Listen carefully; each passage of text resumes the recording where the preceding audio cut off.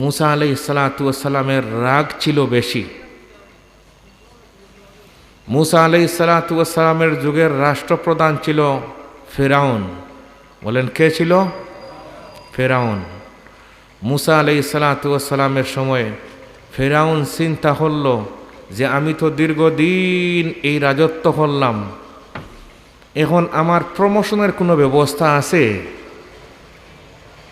তার সহচর তার মন্ত্রী পরিষদের মধ্যে বলল যে আমার কোনো প্রমোশনের ব্যবস্থা আছে? এই চেয়ারের মধ্যে তো আমি দীর্ঘদিন বসলাম। তখন হামান বলল, স্যার একটা ব্যবস্থা আছে। বলে কি এটা ব্যবস্থা? বলে আজকে থেকে যদি আমরা ঘোষণা করে দেই আপনি আর এই দেশের প্রেসিডেন্ট না, আপনি খুদা। নাউজুবিল্লাহ হোগা। খুশি হইল। খুব সংক্ষেপে বলতেছি যেহেতু কথা আমার অনেক আছে।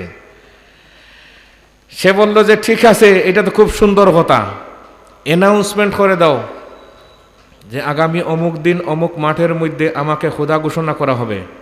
বলেন নাউজুবিল্লাহ। ঘোষণা করা হইল, অ্যানাউন্সমেন্ট করা হইল যে ফিরআউনকে খোদা ঘোষণা করা হবে অমুক মাঠে। এই মাঠের মধ্যে গিয়ে ফিরআউনকে ঘোষণা করার পরে মুসা আলাইহিস সালাতু ওয়াস সালাম মিছিল নিয়ে বের হয়েছেন। এখন রাস্তা দিয়ে মিছিল করতেছে। পুলিশ প্রশাসন থেকে ফোন আসলে, স্যার আপনার বিরুদ্ধে মুসা আলাইহিস সালাতু ওয়াস সালাম মিছিল নিয়ে বের হয়ে গেছে, কি করতে পারি? লাঠিচার্জ করব না ক্রস ফায়ার করে সবাইকে শেষ করে দিব? আমাদের করণীয় কি স্যার আপনি বলেন? ফিরআউন বলে যে এইটা গণতান্ত্রিক অধিকার মুসা আলাইহিস সালাতু ওয়াস সালাম আদায় করতেছে, খবরদার তার মিছিলের মধ্যে লাঠিচার্জ করা যাবে না, এটা মানবতা লঙ্ঘন হয়ে যাবে। কি লঙ্ঘন হয়ে যাবে? তাহলে বুঝে যায় ফিরআউনেরও মানবতা। বলেন একটু, ফিরআউনেরও মানবতা। কোনো মানুষ যদি গণতান্ত্রিক অধিকার আদায় করতে মিছিল দেয়, মিটিং করে, এই মিটিংয়ের মধ্যে হামলা করা যাবে না, মিছিলের মধ্যে হামলা করা যাবে না, লাঠিচার্জ করা যাবে না, কোনো ধরনের হামলা মামলা কিছুই করা যাবে না। এমত অবস্থায় মুসা আলাইহিস সালাতু ওয়াস সালাম পুরা 13 বৎসর আন্দোলন, কত বছর মিছিল করতেছে, কিন্তু কোনো পুলিশ তার উপর আক্রমণ করে নাই। মুসা আলাইহিস সালাতু ওয়াস সালামের বাড়ি মনে করুকা চারখাই এলাকায়। কোন এলাকায়? চারখাই এলাকায়। হঠাৎ একদিন 3 থানার গাড়ি বন্ধ। বিয়ানীবাজার থেকে গাড়ি আসছে, জকিগঞ্জ থেকে, খানাইঘাট থেকে, বনলেখা থেকে, সব গাড়িগুলা সব কিছু বন্ধ।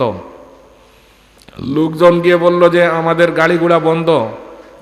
মুসা আলাইহিস সালাতু ওয়াস সালাম, আমরা অনেক বলাবলি করছি, এই যে যারা গাড়ি বন্ধ করছে কোনো ব্যবস্থাপনা দিচ্ছে না, অনেক লোক অ্যাম্বুলেন্সের মধ্যে মারা যাচ্ছে।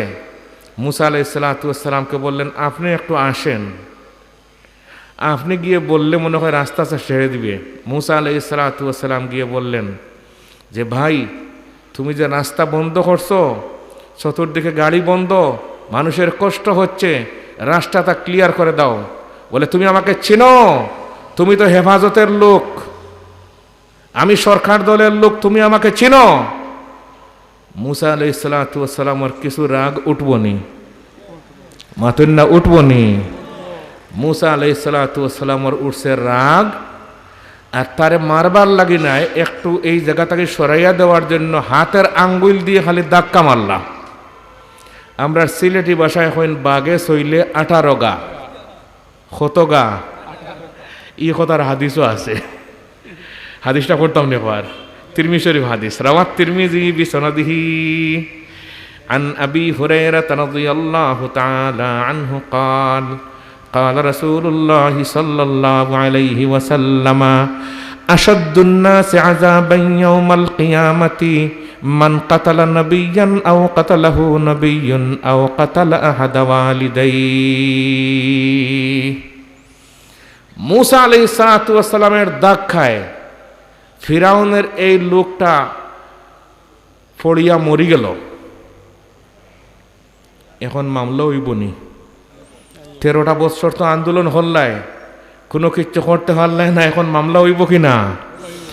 এই 13টা বৎসর ফিরাউন অপেক্ষা করল যে যদি ভালো কোনো একটা ব্যাপার স্যাপার পাই, জ্বালাও পোড়াও মরা মৃত্যুর কোনো কিছু যদি পাওয়া যায়, তাহলে মুসা আলাইহিস সালাতু ওয়াস সালামের নামটা মামলার ঢুকাই দিমু আর ফাঁসি দিয়া দিমু।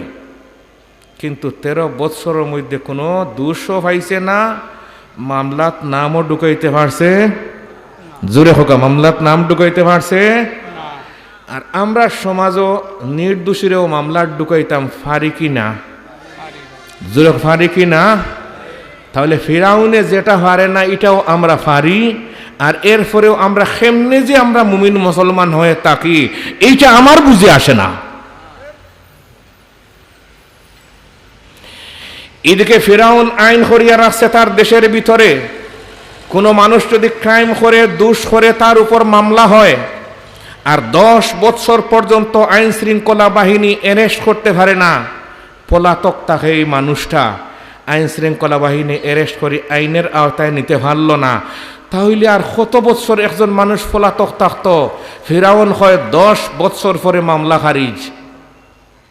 কয় বৎসর পরে? একজন মানুষের লাইফও কয় বৎসর, ফিরাউনে কয় বৎসর?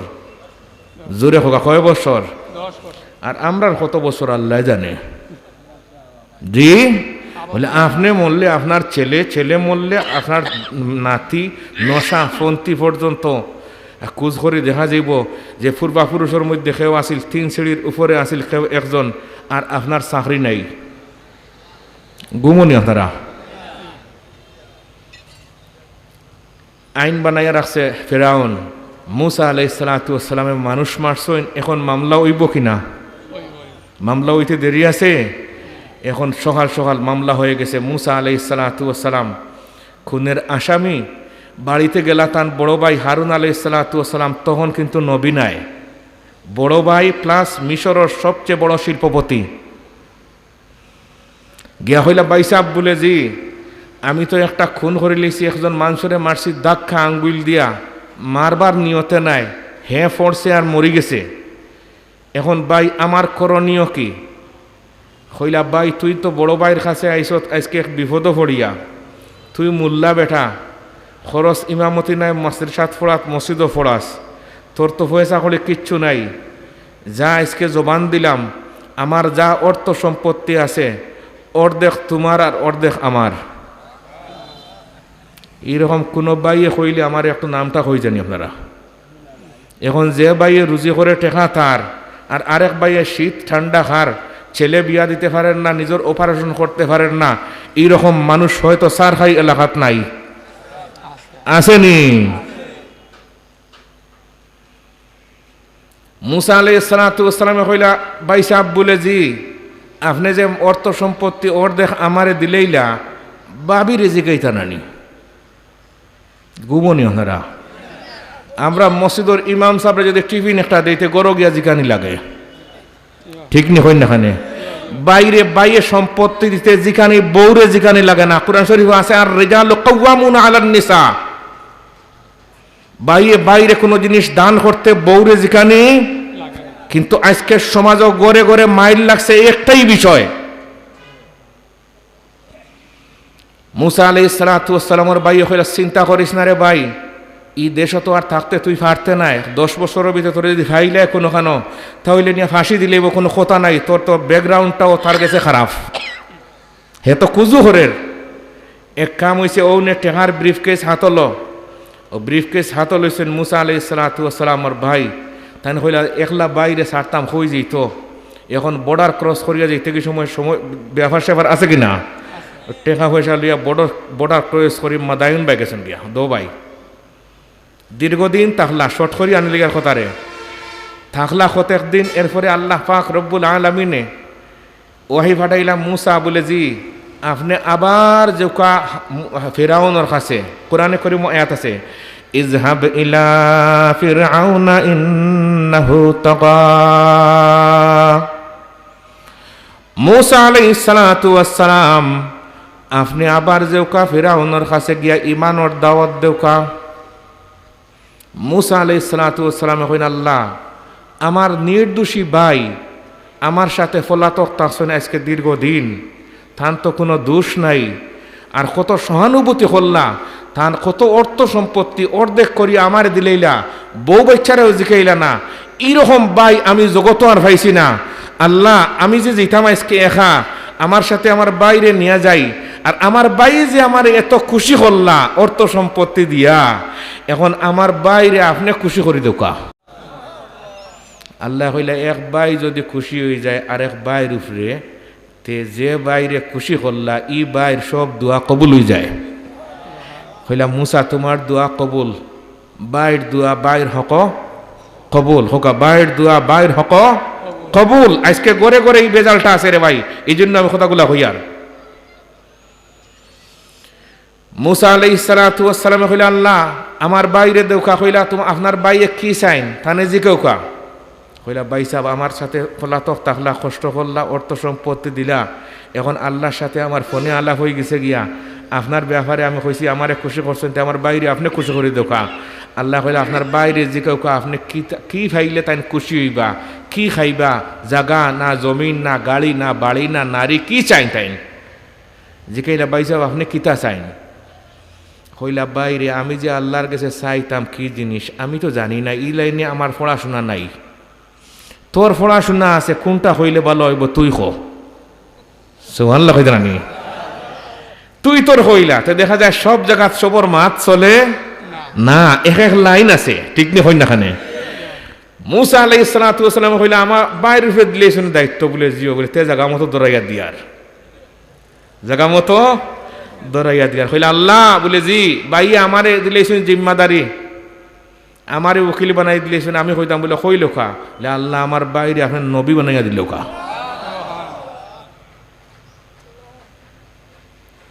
আল্লাহ পাক রব্বুল আলামিন কইলা, যাও আপনার বাইরে এখন তাকে নবী বানাইয়া দিলাম। এখন নবী কয়জন? এখন কোরআন শরীফের মধ্যে তসনিয়ার আয়াত, ফাকুলা লাহু قولا لينا لعله يتذكر أو يخشى।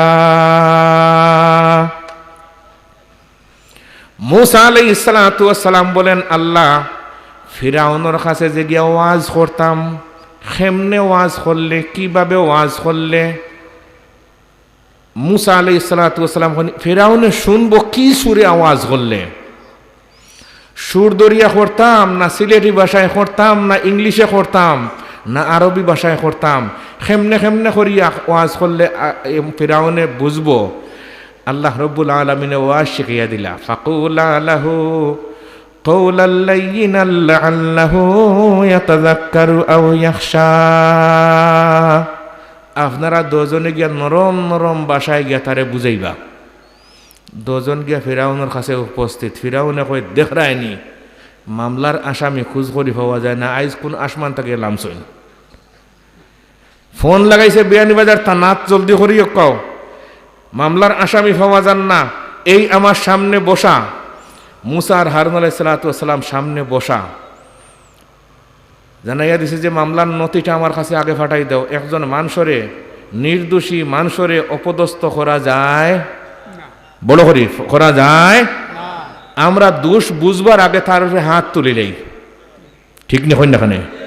ফিরাউনও ই কাজ করে না, কয় না দোষী না নির্দোষী, আগে মামলার নথিটা দেখতে হইব। এমন অ্যাম্বুলেন্সে থানা তাকে ফাটাই দিছে নথি। আইয়া হারলে দেখেন যে গতকালকে রাত্রে 12টার সময় এই মামলার ডেট শেষ হয়ে গেছে।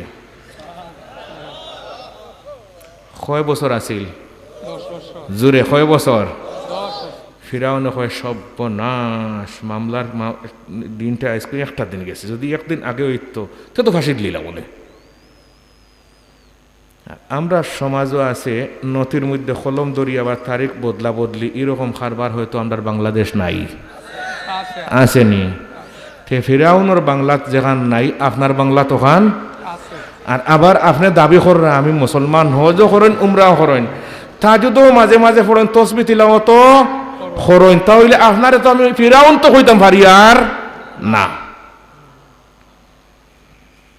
মুসা আর হারুন আলাইহিস সালাতু ওয়াস সালাম দুইজন এই কথাগুলা কইলাম, বাইরে বাইরে হেল্প করলে আল্লাহ পাক রব্বুল আলামিনে এই বাইর সব দোয়া কবুল করেন।